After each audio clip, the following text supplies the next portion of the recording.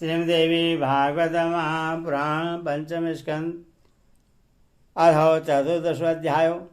मैं भक्तगण आज आपको चिसुर और ताम्र का रणभूमि में आना, देवी से उनका वार्तालाप और युद्ध तथा देवी द्वारा उनका वध की कथा कहूँगा। आप इसको ध्यानपूर्वक सुनें। माँ भगवती आपका कल्याण करे और इस चैनल को लाइक एंड सब्सक्राइब जरूर कर दें। कथा सुनिए। व्यास जी बोले, ही राजन, दुर्मुख मार दिया गया। यह सुनकर महिषासुर क्रोध से मूर्छित हो गया और दानों से बार बार कहने लगा, यह क्या हो गया? दुर्मुख और भास्कर तो बड़े सूरवीर दानव थे। एक सुकुमार नारी ने उन्हें रणभूमि में मार डाला। यह तो महान आश्चर्य है। देव का विधान तो देखो। समय बड़ा बलवान होता है, वहीं परतंत्र मनुष्यों के पुण्य तथा पाप के अनुसार सदा उनके सुखों दुखों का निर्माण करता है। वे दोनों से दानव मार डाले गए। अब इसके बाद क्या करना चाहिए, इस विषय में, इस विषम स्थिति में सब लोग विचार करके जो उचित हो बताइए। व्यास जी बोले, राजेंद्र, इस प्रकार महाशक्तिशाली महिषासुर के कहने पर उसके महारथी सेनाध्यक्ष चिसुर ने कहा, हे राजन, स्त्री को मार डालने में चिंता किस बात की है? मैं उससे मार डालूंगा। ऐसा कहकर वह चिसुराख्य रथ पर बैठकर दूसरे महाबली ताम्र को अपना अंगरक्षक बनाकर सेना की तुमुल ध्वनि से आकाश एवं दिशाओं को निदादित करता हुआ युद्ध के लिए चल पड़ा।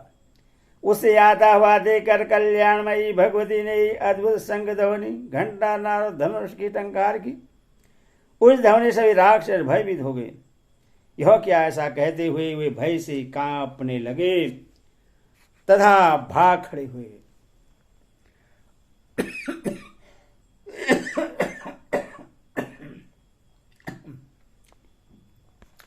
उन्हें भागते हुए देखकर चिसुराख्य ने अत्यंत क्रोधित होकर कहा, तुम्हारे सामने कौन सा भय आ गया? मैं इस मंदोमत नारी को आज ही बाणों के द्वारा मार डालूंगा। हे दैत्यो, तुम लोग भय छोड़कर लड़ाई के मोर्चे पर डटे रहो। ऐसा कहकर उस पराक्रमी दैत्य श्रेष्ठ चिसुर ने हाथ में धनुष उठा लिया और युद्ध भूमि में आकर वह निश्चितपूर्वक भगवती से कहने लगा, हे विशालक्षी, अन्य साधारण मनुष्यों को भयभीत करती हुई तुम क्यों गरज रही हो? तुम्हारा यह व्यर्थ गर्जन सुनकर मैं भयभीत नहीं हो सकता। हे सलोचने, स्त्री का वध करना पाप है तथा इसे जगत में अपकीर्ति होती है। यह जानकर मेरा चित्त तुम्हें मारने से विचलित हो रहा है। हे सुंदरी, तुम जैसी स्त्रियों के कटासों तथा हाव भावों से समर का कार्य संपन्न हो जाता है। कभी कहीं भी शस्त्रों द्वारा स्त्री का युद्ध नहीं हुआ है। हे सुंदरी, तुम्हें जो पुष्प से भी युद्ध नहीं करना चाहिए। तब फिर तीक्ष्ण बाणों से युद्ध की बात ही क्या, क्योंकि तुम्हारी जैसी सुंदरी के शरीर में मालती की पंखुटी भी पीड़ा उत्पन्न कर सकती है। इस संसार में छात्र धर्मानुयायी लोगों ने जन्म को धिक्कार है, क्योंकि वे बड़े प्यार से पाले गए अपने शरीर को भी तीक्ष्ण बाणों में छिदवाते हैं। तेल की मालिश से, फूलों की हवा से तथा स्वास्थ्य भोजन आदि से पोषित इस पीड़ित शरीर को शत्रुओं के बाणों से विधवाते हैं। तलवार की धार से अपना शरीर कटवाकर मनुष्य धनवान होना चाहते हैं। ऐसे धन को धिक्कार है, जो प्रारंभ में ही दुख देने वाला होता है, तो बाद में क्या वह सुख देने वाला हो सकता है?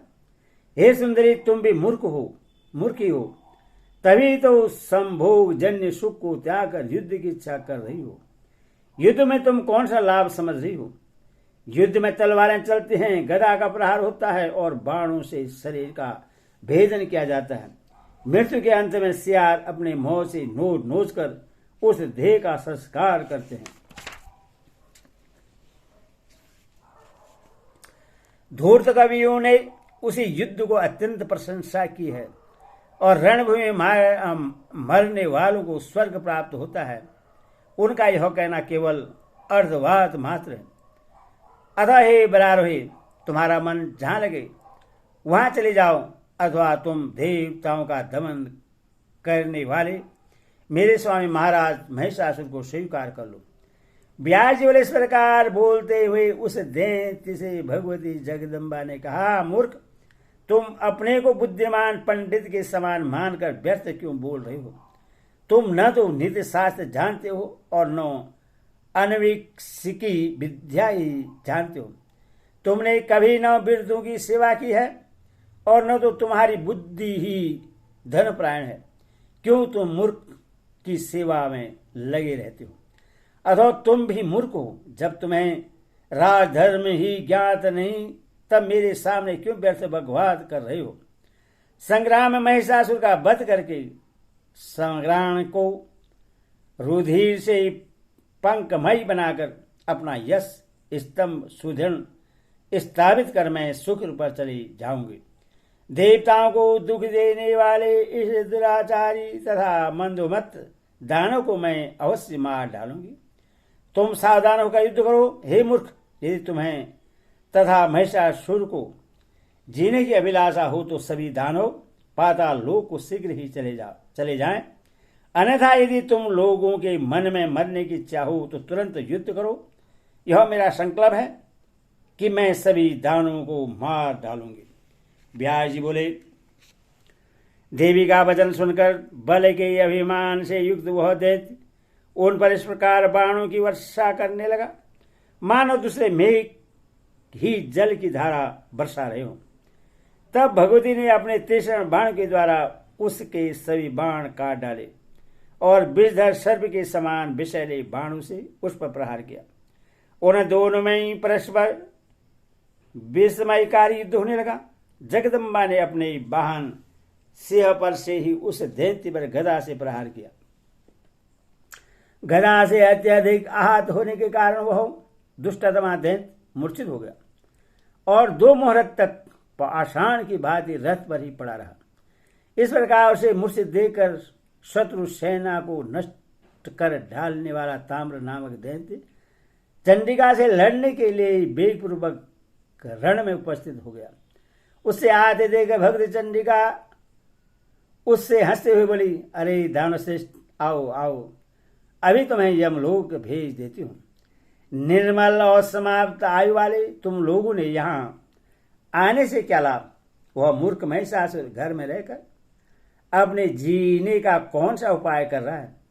देवताओं के शत्रु दुष्टात्मा तथा पापी महिषासुर का संहार किए बिना तुम मूर्खों को मारने से मुझे क्या लाभ होगा? इससे तो मेरा परिश्रम भी व्यर्थ हो जाएगा। अथवा तुम लोग घर पर जाकर महिषासुर को यहाँ भेज दो, जिससे वह मंद बुद्धि भी मैं जिस रूप में स्थित हूं उसमें मुझको देख ले। भगवती का वचन सुनकर ताम्र कुमित हो धनुष को कान तक खींचकर उन पर बाणों की वर्षा करने लगा। देवताओं के शत्रु उस दैत्य को मारने की इच्छा वाली ताम्राक्षी भगवती धनुष खींचकर उसके ऊपर बेगपूर्वक बाण छोड़ने लगी। इतने में बलवान चिसुराग की भी मूर्छा त्याग कर उठ खड़ा हुआ और तुरंत बाण से धनुष लेकर देवी के सामने आकर खड़ा हो गया। चिसुराक्ष और ताम्र दोनों ही अत्यंत उग्र, बलवान और महावीर थे। अब दोनों ही मिलकर भगवती जगदम्बा ने से रण में युद्ध करने लगे। तब महामाया क्रोधित होकर बाण समूह की वर्षा करने लगी और उन्होंने अपने बाणों के प्रहार से सभी दानों के क्वच छिन्न भिन्न कर दिए। उन बाणों से आहत होकर सभी असुर क्रोध से व्याकुल हो गए तथा रोषपूर्वक देवी पर बाण समूह छोड़ने लगे। उस समय समस्त रणभूमि में भगवती के बाणों से घायल सभी राक्षस ऐसे सुशोभित होने लगे जैसे बसंत ऋतु में वन में किसुक के लाल पुष्प दिखाई पड़ते हों। उस समय भूमि में ताम्र के साथ देवी का भीषण युद्ध होने लगा। इससे देखने वाले जो देवता आकाश में स्थित हुए आश्चर्यचकित हो गए। उसी समय ताम्र ने लोहे का बना हुआ एक सुदृढ़ तथा भयंकर मुसल लेकर देवी के सिंह के सिर पर प्रहार किया और वह जोर से हंसने तथा गरजने लगा। तब उसे गरजता हुआ देखकर भगवती क्रोधित हो गई और उन्होंने तुरंत अपने तेज धार वाली तलवार से उसका मस्तक काट डाला। सिर कट जाने पर भी वह मस्तक भीन बलशाली ताम्र मुसल लिए हुए कुछ क्षण तक घूमता रहा। इसके बाद वह संग्राम में गिर पड़ा। ताम्र को गिरा हुआ देखकर महाबली चिशुराक्ष खंडक लेकर बड़े वेग से चंडिका की ओर झपटा। हाथ में तलवार लिए उस दानव को रण में अपनी ओर आते देखकर देवी ने भी तुरंत 5 बाणों से उस पर प्रहार किया। भगवती ने एक बाण से उसका खंडक काट दिया, दूसरे से उसका हाथ काट दिया और अन्य बाणों से उसका मस्तक कंठ से अलग कर दिया। इस प्रकार युद्ध के लिए उन्मत्त रहने वाले उन दोनों क्रूर राक्षसों का वध हो गया। तब उन दोनों की सेना भयभीत होकर चारों दिशाओं में शीघ्रतापूर्वक भाग चली। उन दोनों दानों को रण में मारा गया देखकर आकाश में विराजमान संपूर्ण देवता आहित हो गए और प्रसन्नतापूर्वक भगवती की जय ध्वनि करते हुए फूलों की वर्षा करने लगे।